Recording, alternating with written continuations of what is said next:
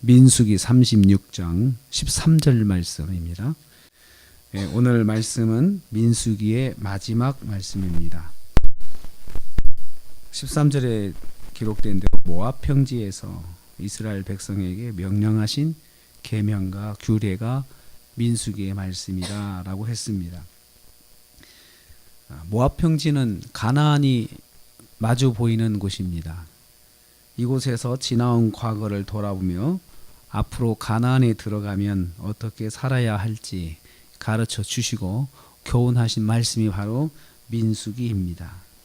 이 말씀을 이제 우리도 정리하면서 몇 가지를 한번 정리를 하기를 원합니다. 첫째는 출애굽의 기쁨을 광야 생활의 소망으로 삼아야 했다는 아쉬움이 민수기를 보면서 남습니다. 하나님께서 이스라엘을 구원하기 위해서 10가지의 재앙을 내리셨죠. 애굽에. 그렇지만 이스라엘 백성에게는 10가지의 기적입니다. 10가지의 기적을 이스라엘 백성들이 목격했습니다. 체험했습니다. 그 안에 살면서 자기들이 똑똑히 눈을 봤죠. 전능하신 하나님께서 이스라엘 편에서 역사하시는 것을 분명히 보았습니다. 하나님께서 우리 편이시구나. 우리를 구원하시기 위해서 저렇게 능력을 행하시는구나. 이것을 본 사람들입니다. 그래서 이스라엘 백성은 출애굽할 때 말할 수 없는 기쁨이 있었습니다.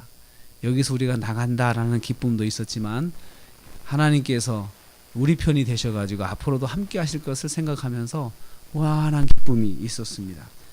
막연히 나갔다고 하면은 두려웠겠죠. 그렇지만 그 10가지의 기적을 행하신 하나님께서 우리 편이 되시면서 우리가 나가니 든든하다 생각하고 기쁨이 넘쳤을 거라 생각합니다. 이 기쁨을 광야 생활에서, 광야의 고난길에서 소망으로 삼아야 했습니다. 그 어려움이 올 때마다 그 하나님을 생각하면서 하나님께 나가고 하나님께 엎드려야 했는데 그러지 못했습니다. 광야 생활에서 만나는 문제를 출애굽의 하나님을 만나는 통로로 사용을 하지 못한 것입니다. 그래서 열두 정탐군의 보고를 듣고 하나님을 원망하고 40년의 광야 생활을 하게 된 것이죠.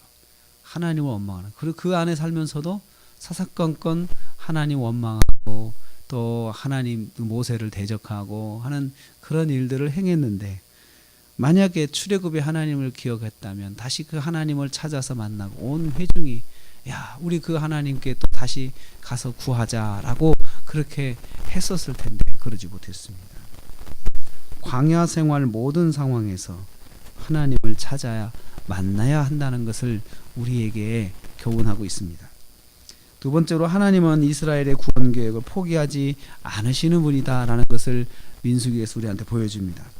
이스라엘의 반역과 죄가 이어지는 광야 생활이었습니다. 그렇지만 하나님께서는 이스라엘의 구원을 놓지 아니하시고 끝까지 지켜가십니다.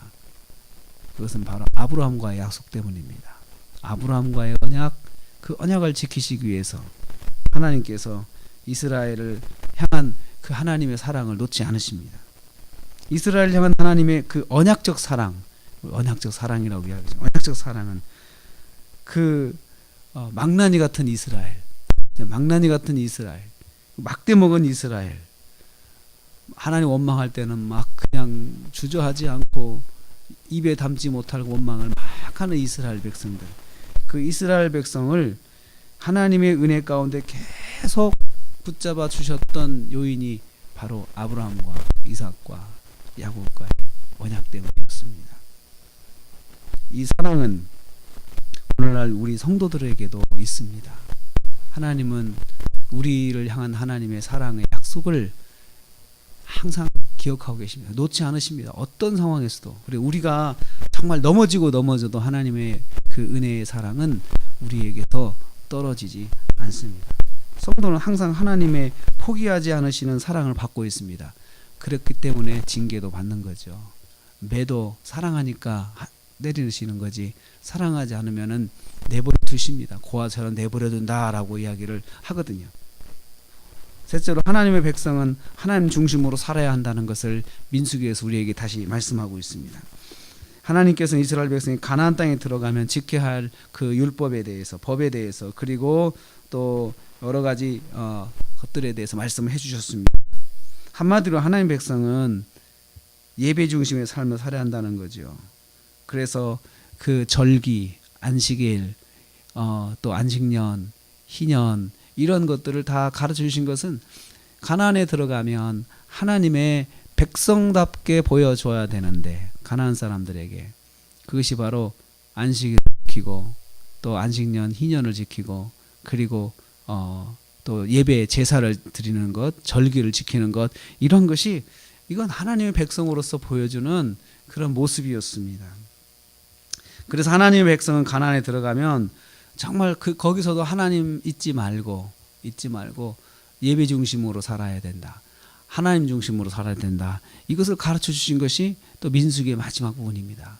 그래서 절기들에 대해서 설명을 다시 하신 거죠. 그래서 이 절기들은 때때마다 하나님을 기억하는 큰 행사를 말합니다. 그리고 매주마다 안식일을 지켜서 하나님 예배하는 것을 보여주어야 했습니다. 하나님의 백성은 하나님의 법을 가지고 살아야 합니다. 그리고 하나님 중심으로 살아야 됩니다. 그래야 하나님의 백성이죠. 민수기는 이것을 우리에게 잘 말씀해 주고 있습니다. 우리는 이 광야 생활을, 이 세상을 광야 생활이라고 말합니다. 광야 생활 같은 이 세상의 삶에서 우리가 어떻게 살아야 할까? 민수기가 우리한테 보여주고 있습니다. 하나님 중심으로, 예배 중심으로 살아야 한다. 그리고 하나님을 절대로 잊으면 안 된다. 만나는 문제는 하나님께 가지고 나가야 한다. 그냥 입으로 바로 원망부터 하지 말고 하나님께 가지고 나가서, 하나님 어떻게 해야 합니까? 하나님 우리를 도와주십시오. 저를 도와주십시오. 이렇게 하는 것이 바로 민수기를 통해서 우리에게 말씀하는 것입니다. 오늘도 우리 하루가 광야 생활의 하루입니다. 이 하루를 보내시면서 하나님 중심으로 또 예배 중심으로 그렇게 사셔서 또 하나님의 사랑이 나에게 있다는 것을 잊지 마시고, 무슨 일을 만나든지 간에 하나님 앞에 나가서 하나님께 구하고 응답받고 인도함을 받는 하루가 되시기를 주님의 이름으로 축복합니다.